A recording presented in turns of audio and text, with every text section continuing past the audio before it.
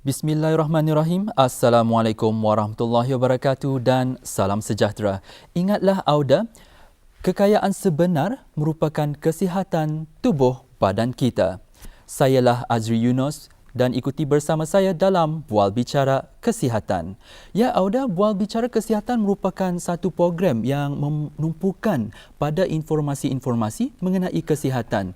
Ianya terdiri daripada 15 episod sepanjang 30 minit setiap satu. Khas untuk Auda penonton kali ini, kami bakal menjemput beberapa orang pakar perubatan dan pegawai perubatan untuk membincangkan tentang masalah-masalah kesihatan yang semakin menular di negara kita. Oleh itu, episod Bual Bicara Kesihatan kali ini bakal mengulaskan tentang penyakit yang sering kita dengar, iaitu lung cancer ataupun yang orang kanser paru-paru.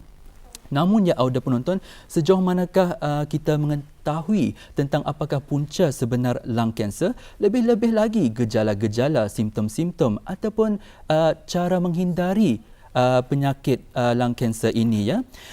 Oleh itu Bual Bicara Kesihatan telah pun menjemput Dr. Lu Sher Kyong dan juga Junaina binti Abdul Rahman daripada TBCC, the Brunei Cancer Center Brunei. Hello Dr. Lu Sher Kyong. How are you? Azri, thank you very much for the invitation. You're welcome. Nice to meet you. And how about you? Assalamualaikum Junaina. Waalaikumsalam warahmatullahi wabarakatuh. Nice to meet you as well. So on behalf of the Studio 4 RTB, we would like to say a welcome to both of you to the studio, and also thank you for coming. And it's certainly a great pleasure to have both of you today in Bual Bicara Kesihatan. Now, ya Auda penonton, sedikit latar belakang tentang Dr. Lu Sher Kyong dan juga Junaina binti Abdul Rahman ya. Dr. Lu Sher Kyong merupakan seorang konsultan perubatan bahagian onkologis di TBCC, iaitu the Brunei Cancer Center negara Brunei kita ya. Beliau menyertai TBCC pada tahun 2016 selepas menghabiskan onkologi training beliau di Royal Marsden NHS College London, dan Dr. Lu juga mempunyai cenderung kepada research ataupun penyelidikan bahagian paru-paru dan GI malignancies. Buat pengetahuan Auda juga, menariknya Dr. Lu mempunyai beberapa publications, iaitu kerja yang diiktiraf yang dapat iktiraf dari segi dunia perubatan dan dipublishkan di seluruh dunia, dan sering membuat pembentangan oral presentations di international conferences di luar Brunei. Dan bersama kita juga kita ada Junaina binti Abdul Rahman, iaitu salah seorang daripada jururawat bahagian lung cancer di TBCC. Beliau memulakan kerjaya beliau sebagai jururawat sejak 2011 di Ripas Hospital ya Auda penonton, selepas selesainya beliau mengaji Diploma in General Nursing di Pengiran Anak Puteri Rashidah Saadul Bolkiah Institute of Health Sciences, University Brunei Darussalam UBD. Pada tahun 2014 pula Junaina mula menyertai TBCC, dan menariknya Februari tahun ini ya Auda penonton, Junaina telah pun menjadi salah seorang jururawat bahagian lung cancer yang orang well established ataupun bertauliah Junaina. Now back to you Dr. Lu Sher Kyong and Junaina. As today's episode will be talking about lung cancer, could you share with us some known facts about lung cancer? Sure, Azri. First of all, perhaps I would like to explain in its simplest form what is lung cancer. So lung cancer is a result of abnormal cells in the lung that start to multiply or grow out of control and eventually form a mass called tumor that can invade and even spread to other parts of the body. And next, I would like to share with you a few facts about lung cancer. So first of all, lung cancer is a common type of cancer, and in fact is the top 3 commonest cancer in many countries, including Brunei Darussalam. Secondly, smoking tobacco is the biggest risk factor. Thirdly, lung cancer is actually a very severe form of cancer, because many patients with early stage disease tend to have no symptom or present with minimal symptoms. Hence, when they go and see the doctor, they usually have disease that have already spread outside the lungs. And lastly, lung cancer is a potentially curable disease if it's in its early stage, and it's also potentially treatable even though if it had spread outside the body, outside the lung, sorry. Okay, so that's actually what's lung cancer about. But then, who are actually at risk of developing the lung cancer? Okay, so the biggest culprit or the biggest risk factor is people who smoke. Smoking tobacco is the biggest risk factor. If a person smokes 20 cigarettes a day, which is equivalent to 1 pack a day, every day, for 20 years, he is about 20 times more likely to develop lung cancer and die from it. However, not everyone who smokes gets lung cancer, and people who do not smoke also do get lung cancer. I mean, this could be due to other less common risk factors, such as exposure to asbestos, radon gas, other air pollutants, family history, or even genetics. So if you're saying like that, the next question would be, you're talking about smoking, right? But what raises my risk specifically for developing lung cancer? Apart from smoking, the pollutants, are there any other factors that can raise my risk of getting it? I'm sure there are other risk factors. I mean, as I've said, smoking tobacco would be the biggest risk factors. And as you've said correctly, other risk factor is exposure to air pollutants.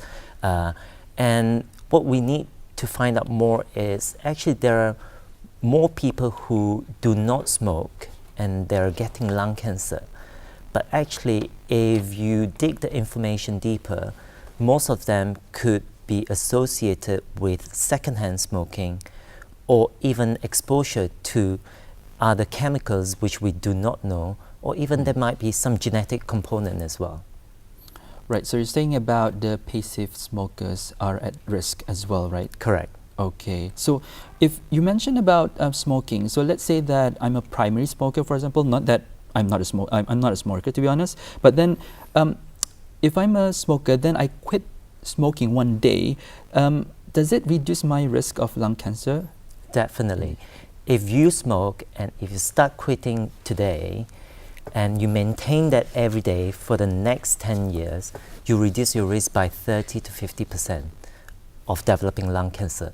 I mean, not only reducing the risk of lung cancer, you reap other health benefits as well, such as improved lung function, you improve your stamina, and also reduce cardiovascular or heart disease.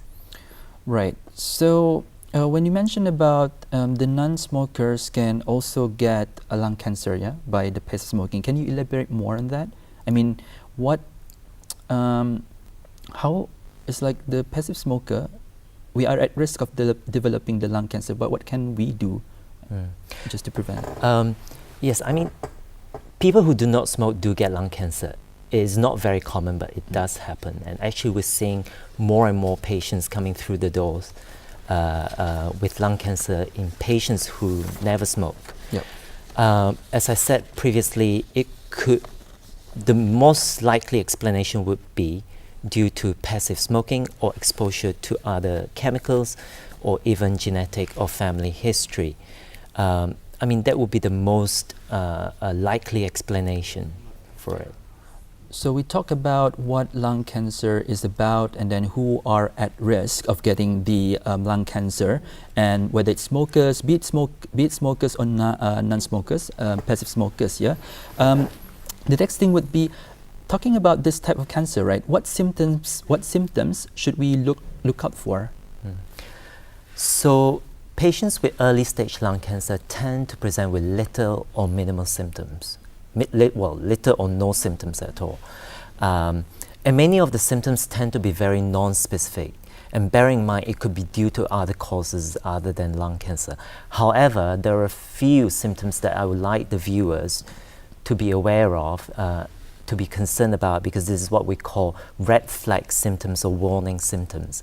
And this include cough that does not go away, or persistent cough, say more than 2 weeks, coughing up blood, pain in the chest, unexplained weight loss, trouble swallowing, or any pain, any unusual pain at any site of your body that does not resolve, say for more than 2 weeks, I would strongly advise our viewers to talk to their doctor and perhaps get a checkup. So you mentioned some symptoms which are similar to certain cardiovascular diseases like tuberculosis, for example, associated with some persistent coughing and as well blood coughing as well, Correct. right? Yes. So it's something that, how can you diagnose the lung cancer itself? Since the symptoms are, to be honest, some of them are almost similar to certain diseases. Correct. So as you've said correctly, I mean, not all symptoms that I've mentioned are due to lung cancer. There are other causes as well, such as infections. So there are several ways to diagnose lung cancer. This include examining the sputum in the lab, or what you call phlegm or kahak in Malay, and also a camera test called bronchoscopy down the throat to look at the airways and the lung tissues. And sometimes your doctor may recommend what we call open needle biopsy, which is a biopsy through the skin to the abnormal area to take tissue or even fluid. And if all these fail, then your doctor might recommend a small operation to take tissue or fluid out of the abnormal area. And once the cancer is diagnosed, your doctor may recommend several other tests, such as a CT scan, a PET scan, a bone scan, or even an MRI to confirm the stage of the disease. So you talked about certain diagnostic instruments just now. As I'm particularly interested in the camera. How do you actually do it? Is it actually painful for the audience to know there? I mean, do you guys apply some what do you call it, ubat bius or general anesthesia? Yeah, anestrasia. Yeah, Sure. Or something like that. Yeah. So is it So easily a to be done? bronchoscopy is what we call is like a teropong, down the throat to have a look at the airways, look at the lung tissue, and maybe take some biopsy or washing as well. So this is actually done or performed by our colleagues, doctors who specialize in paru-paru, or even the thoracic surgeon. So these are all done at RIPAS, not at the cancer center. Yes, definitely before the procedures, patient will be given some local anesthetic to numb the area, and perhaps even sometimes mild sedation as well. Oh, mild sedation. So how long does it take for the results for the patients to know whether they have lung cancer or not after following the camera test? So once tissue or fluids have been taken out from the abnormal area, they're sent immediately to the lab. And this will take around 2 to 4 days to process. So we would normally like to give out the information or the results at the earliest possible. We would say around a week to 10 days.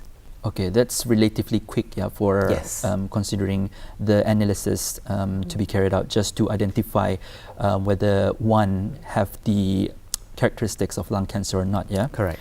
So the thing is that if one, let's say, na'udzubillah min dhalik, if one's associated, if one get, let's say, terkena lung cancer, what are the treatment options available for patients? In this case, especially in your department, TBCC? Sure. I mean, every cancer, there are no two cancers that are alike, and no two patients are alike. So every patient deserves what we call a personalized treatment approach.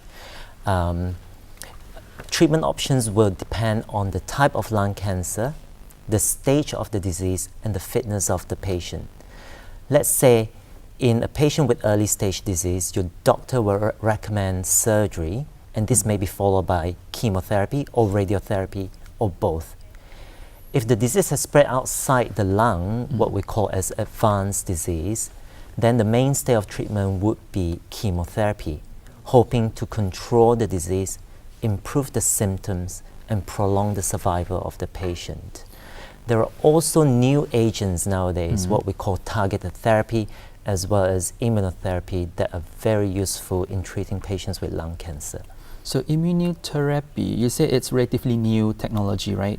Yes. So is it available in Brunei, since you mentioned it here, or is it on the way or in progress of implementing it in Brunei. Correct. It is on the way that we will be implementing that in Brunei, because it is it has been started in many other countries so far. Right. So since you mentioned about relatively new technology, immunotherapy, yeah? And also you mentioned the typical chemotherapy and radiotherapy. What are the, when you compare the methods, right, the treatments, what are the success rates between these three methods? Which one is likely to be successful? It all depends on the stage and the type of lung cancer you have. So like I said, each patient will have a personalized treatment approach according to their type of cancer, their stage of disease, and the fitness status of the patient. Obviously, in its early stage, we're aiming for a cure, meaning to get rid of the disease or the cancer for the patient. But in the advanced setting, cure is less likely. So what we're hoping to do with all this treatment is to control the disease so that patient could live longer. Okay, understandable. Right, so the next thing would be, since we mentioned about the treatments available, right, it's time to move on. How do we actually reduce the risk of developing lung cancer? What can actually help? Okay, by far the most effective strategy is actually never light up a cigarette or even stop smoking now. Okay, and if you stop smoking now, for the next 10 years, like I said, you reduce your risk by 30 to 50%. Okay, that is by far the most effective strategy. And of course, at TBCC as well as Ministry of Health, there are help and support that we could give our patients who would like to stop smoking. And perhaps June could elaborate us on that. Yeah. Basically in Brunei, some stopping from smoking, it's very challenging. We have support here. We have support in TBCC, which we can advise patients, and also we can refer patients to the smoking cessation clinic, which is available in Kementerian Kesihatan lah. Actually, not just by advice, there are also some other therapy to stop smoking. That's for now lah. Right. So if you mention about since the one can reduce the risk of developing lung cancer by simply quit smoking or don't ever start smoking, to the audience out there, yeah. Does diet actually affect my risk of getting lung cancer, since diet equals to your body, and then that's a good question. I mean, we're in Asia. Asian people love to eat. Of course, yes, definitely. So eating a well-balanced diet always promotes good health. Okay, that's period. And actually, studies have shown that by taking supplements or even high doses of vitamins do not help to reduce your risk of developing lung cancer. And actually, there was one study which showed that if you take high doses of vitamin A, a type of vitamin A called beta-carotene, it increases the risk of lung cancer in people who smoke.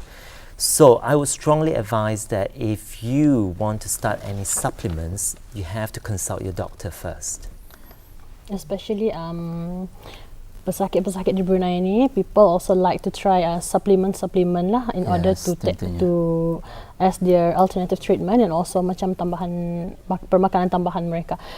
Actually, we suggesting and recommend for them not to take the supplement before the treatment. If possible, we need to discuss with our doctor, as Dr. Lu mentioned before. It has to be discussed first whether it is safe or no. Basically, the reason is to prevent from ada kontra lah, ataupun ada mengganggu ke effectiveness of the treatment that they're doing at the moment. Jadi Junainah, ya, bis kita menerangkan tentang mesti hati-hati kalau tadi ambil suplemen tu, especially beta carotene yang telah dinyatakan oleh Dr. Lu Kiong tadi, ya. Tapi bagaimana pula dengan kalau apa ni orang yang ada di farmasi yang tentu sudah approved by Ministry of Health ataupun kalau boleh It has to be dihadapkan? mentioned to our doctor before treatment lah. Okay. It could be ada reaction with the chemotherapy ataupun ubat-ubatan yang dibagi kepada pesakit-pesakit kanser. Okey, ini merupakan satu peringatan ya kepada semua audience di luar sana. Hati-hati dengan suplemen yang Biskita mahu terapkan ke dalam diet Biskita seperti yang telah diterakan oleh Dr. Lu Sher Kiong dan juga Junaina sebentar tadi. Okay, Dr. Lu Sher Kiong and Junaina, you mentioned about how to diagnose the lung cancer itself. As doctors and nurse, how can you find or identify one has lung cancer at its early stage? Okay. How early can it be? That's the question. That's a good question. So basically what you're saying is trying to detect a disease early, such as cancer, before any symptoms appear. And this is actually a process what we call screening. Okay.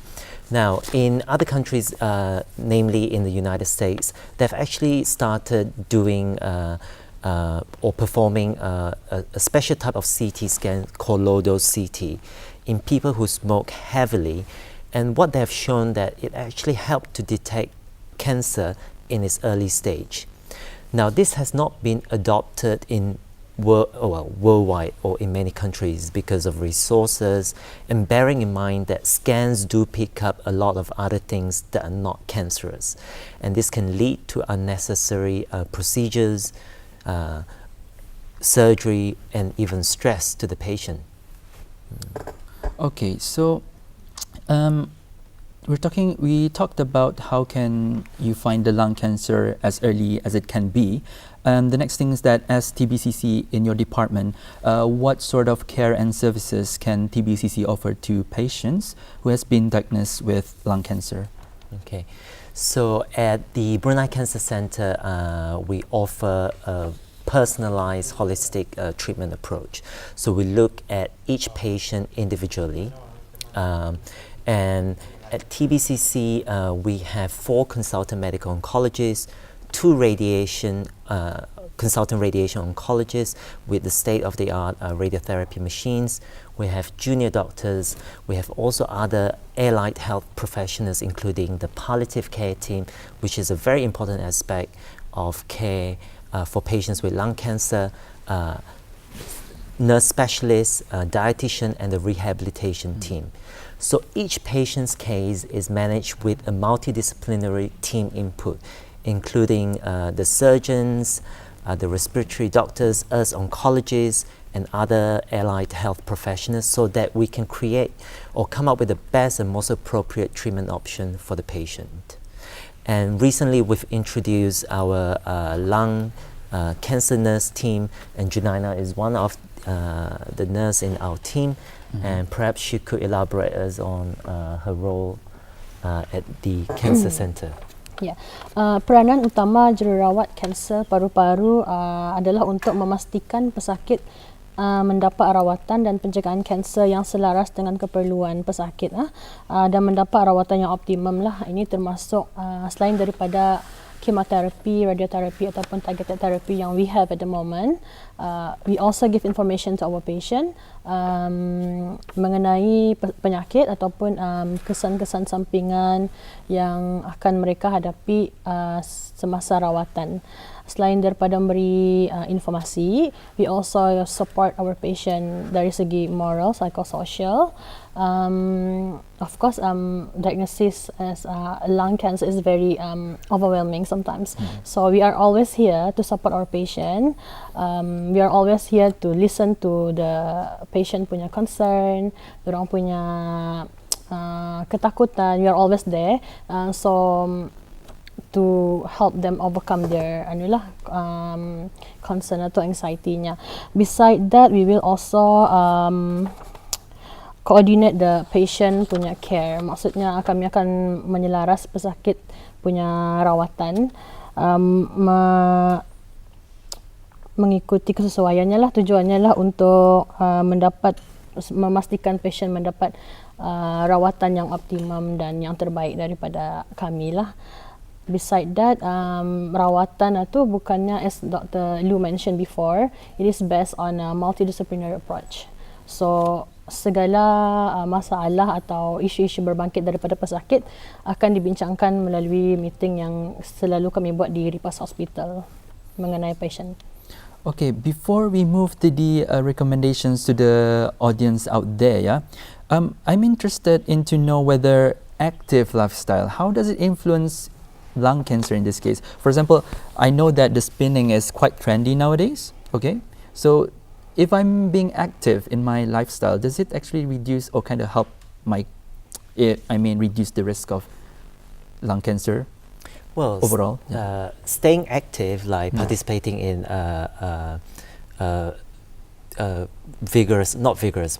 exercise or sports like such as spinning, is always beneficial to health. Okay, it will cut down not only lung cancer risk but also a lot of other cancer risks.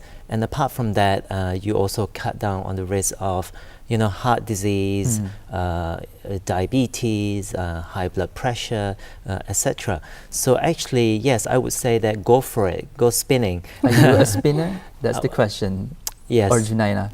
Both of us. Right. So we're not promoting ataupun kami tidak mempromo spinning, tetapi kami cuma mempromo merekomenkan auda di sana di rumah untuk sentiasa mempertimbangkan active lifestyle. Auda bolehlah considernya orang kalau anda spinning seperti Dr. Lu dan juga Junaina katakan, boleh jogging ke. Sekarang kan ada bandar kuceri setiap Ahad. InsyaAllah lah setiap hari Ahad bolehlah orang sertai Dr. Lu dan Junaina barangkali hari Ahad di bandar kuceri. Saya mungkin juga menyertai mereka berdua sekali-sekala. Okay, Dr. Lu and Junaina, interesting. Our discussions have been interesting. The next thing is that to the audience out there, they might be wondering, as from your expertise, what are your recommendations to the audience out there in case they might feel or experience some of the symptoms that you just mentioned just now? Okay, my advice would be know your body, and if you have any symptoms that you're concerned about, and especially those red flag or warning symptoms that I've just mentioned, please do talk to your doctor. Don't be shy, and you can always get it checked out. And the next thing you know is it might not be due to lung cancer, it could be due to other reasons. But please do talk to your doctor. Right. So thank you very much for the knowledge and information sharing about lung cancer, Dr. Lu Shir-Kyung and Junaina. Can I just add one more little thing? Just be forward for those who smoking. We are here always in Brunei. We have this smoking cessation clinic, which is available in all healthcare center in Brunei, including the Tempura Hospital. And also, if you have any concern, or you can just go to the clinic and enroll yourself to the smoking cessation clinic. There is just not only counseling, yang I mentioned before. There will be therapy that they will be doing by the smoking cessation counselor. They are the expert trained by the Ministry of Health to help you from smoking.